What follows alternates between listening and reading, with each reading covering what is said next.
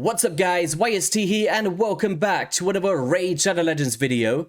And today I thought it'd be a fun little video to showcase all of my speed farm teams in the Fire Knight's Castle, the Dragon's Lair, the Spider's Den and the Ice Golem's Peak, the kind of champions that I like to use on a daily basis, the presets that I use and also the gear and masteries on my specific champions. So in the comment section below guys, let me know what kind of teams that you use. Do you go for the Seer teams, Poison Explosion, Brute Force, or any other funky teams that you use out there, such as maybe Hex as well? So, alright, what I'm going to do is go through the teams first, showcase the runs, and then straight afterwards I'll show you the presets and the gear on all of my champions that I showcased today. Disclaimer, there will be endgame champs, there will be endgame gear, because these are teams that I like to use, so it's not a budget variations. So, alright, let's start off with the Spider's Den. One that I like to farm all of the time for my silver, and I use a team like this. So we've got a Tyrant Ixlamore, which has a burn on a 3-turn duration. Then we've got Cold Hearts for our enemy max HP with Heartseeker with the turn meter reduction. We've got a Renegade, who is built with hardly any gear, just to get a reset out. And then we've got Astrolon to place those stuns, allowing those burn to ticks a lot more efficiently. Do you know what? I will show you the presets before. I think that's a lot better, so you guys can kind of go through and check the timeline of my specific teams. So we got Tyrant at 197 speed, so not really fast at all. Crit rate, crit damage doesn't really matter, but the accuracy does, just to make sure that you can place some debuffs. So we're opening up with the Hellfire Torrent, and then we're blocking it off because we don't need to use it again, with it being a 3-turn duration. We've got our first priority on Heartseeker, but we're blocking off the Art of Pain. Same with this one. And then we've got a Renegade for Sacrificial Ritual, and that's it, pretty much. Astrolon, first priority on the Light of Sanctity, and then we've got Divine Imminence with our block on that skill there. So let's go into the run. So how this kind of works is we're going to open up with the stun, so our champions are mitigated, right? So here we go. And then Burn's going out. Heartseeker's coming through, which is capped from Stage 25 dungeons. Ally Protection just for our Renegade. So she takes the hit instead of our Cold Hearts. And then we're going to come through here. Boom. And then boom. And then we just wait for the burns to tick. And we did it in 23 seconds with a best time of 21 seconds. And that basically comes down to stunning everybody and just faster animations. But yeah, really consistent, 23 seconds. I usually see between 21 and 27, depending on RNG. So yeah, that was my Spider team. And let's head into the Ice Golem's Peak. How many of you guys farm this one, by the way? I usually farm this for Reflex and whichever one. A Taunting sets for people like Coroner, for example. And this is a team that I use for Ice Golem. So we've got Bad Kazar for Poisons, and he's actually in a solo build. We've got rank 50. On this champion here, forgot his name. And then we got Dark Hail, Elenaro, and Prince Kaimar. It's Taurus, there we go. It came back to me in the end. And how do I run this team? So Bad Kazar with an opener on the Malice. And then we got an opener here as well. And then a first priority on Malice here again. Then Taurus, we're just blocking this off. We've got a first priority on Toxic Nova. And same here. Dark Hail, we're open up with Blinding Darkness. And then we're blocking off this one, so he uses this one again. So we can open up with the Reality Acid to place that on the boss immediately. Just trying to get the poison sensitivity out. Elenaru, we're just opening up with Smolder on both abilities. And then we're going to do anything that she wants to do because she will be dying in this team. Prince Kaimar, we're blocking this off. First priority on Seal of Magic. And then we've got a blocking off here and a first priority again. So how this team works is everybody will die against the boss and Bad Kazar will solo the rest of it. And let's go into the run. So we're going to go through here. Poisons. Poisons going out. And then our Taurus is just going to go boom, boom, boom. And combust. Come against wave 2. Poisons going out once again. Extend it with Dark Hail. Extra poisons going out. And kaboom. And now against the boss, we'll get everything we need to go up. Dark Hail has really nice AI to put it straight onto the boss. And then with his first hit, everybody should die apart from Prince Kaimar. So there we go. And that enables him to attack Prince Kaimar instead of Bad Kazar. And then we're just going to rely on reflex, pretty much, to get as much poison out as possible. And continuous heal just to heal us back up. There we go. And now it'll be no amount of time before this boss is completely down. You usually see between 1 minute and 1 minute 10 seconds on average. So here we go. Poison's going out and kaboom. So best time of 52 seconds and 59 seconds in this particular run. Oh, damn. I thought that'd be like speed boots or something. I'm really after some good reflex. But as you guys see, 2.5 million on Bad Okazar, 4.2 million on Elenaru, and the rest of them just enabling this composition today. Alright, so next up we're going to the Dragon's Lair. I do traditionally do stage 24, alright? But with the implementation of Riched Off the Bold, I run stage 25, but it doesn't go the same way every single time, with Elenaru being the wrong affinity. With Azavia, it works a lot better against Dragon, but it's still 100%. It's just sometimes one enemy might stay alive, which is why I usually do stage 24. But for the case of this video, it is stage 25 dungeon, so I will showcase this one. So drop defense and weaken going out. Poison's going through. Riched Off the Bold, putting the poisons out. And kaboom. Alright, so we managed to one-shot wave 1 there. Same kind of deal. Poison's going out. Loads of poisons. I love the way that the poison explosion looks. So there we go. One enemy managed to stay alive there, which kind of happens from time to time. And then from here, pretty much we're going to rely on Brimstone, Poison Explosion again. And we do have a 6-star Riched Off the Bold Brimstone, which is really cool, to place that Smite debuff. But also our Lady the Death Siren has it. So if he doesn't place it, we got someone else who will. So here we go. More poisons coming through. Drop defense, increase speed. And the way that I found it was, usually I use a Tomb Lord here. But the increased speed really allows me to get through my abilities a lot quicker against the boss itself. So, yeah, I feel like putting Lydia in here was the great choice for me anyway. So here we go. We just need one more Brimstone to pop off, I guess. Or one more A1 or something. Or can we get a little Combust in? Let's see. What comes first? The Combust came first, so 1 minute 20 seconds with a best time of 57 seconds. But I do a lot better against Spirit Affinity, as I was mentioning with Elenaru, once again with 4 million damage. She's crazy. She's a crazy champ.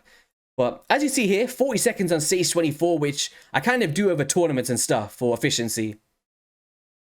Last but not least will be the Finite's Dungeon, and we use a very similar team here with Poison Explosion again. But as you see, there's like 1 or 2 champions switched around from each one. And this one has a Tomb Lord in it for decreased speed. We've also got a Lord to keep that turn meter down. And works out really, really solid. Presets will be... Let's go here. So a Lord on A1, we're opening up with this one and blocking this off. Same with this one here. And then we're blocking these off because we just want Psychic Whip for turn meter reduction. Dark Hail round 1, we're opening up with the same abilities here. And round 3, blocking all of these off and just detonating with the Weaver of Woes to detonate those poison debuffs and break the shield. Elenaru, we are doing a open on Smolder and Combust on the first priority. And then on this one, just opening with this and allowing the rest to happen. Tomb Lord, we're opening up with the poison on the A2 on each one. And then we're going to open up with this one just to crack the shield and enable decreased speed to come through when the shield is broken. Prince Kaimar blocking all of these off. First priority on wave 2. And then on this one, the same kind of deal. I'll show you the dragon one straight after. I don't think I showed you that one. So on this team, it's pretty fast, I guess. It's not the fastest in the world. But how it's working is we're just blowing up with the poisons as you've seen in previous runs. So extending with Dark Hail. And then we're going to Combust right now. Kaboom. Just love those animations, man. Never gets boring. More poisons. Boom. Death Burst. And then we're just going to come through a Combust again. There we go. And then we're just going to open up here with all of our abilities. Crack that shield as quickly as possible. So triple hit A1s and kaboom. Now pretty much we just have to wait for the decreased speed to come round again. And then we'll be fully in sync. So more poisons. Keep that 10 meter down. Extra turns coming through because our Dark Hail is in Relentless. Here comes the decreased speed. There we go. More poisons coming through. Giant Slayer procs.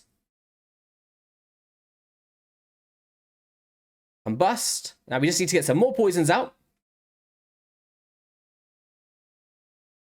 Come on, guys. We're nearly there. I can see the finish line. So all of the RNG basically comes down to this, with Relentless procs, the poisons placing on time, and Combust to go out as well. But 1 minute 17 with a best of 1 minute 6, and I usually see around this time, under 1 minute 20.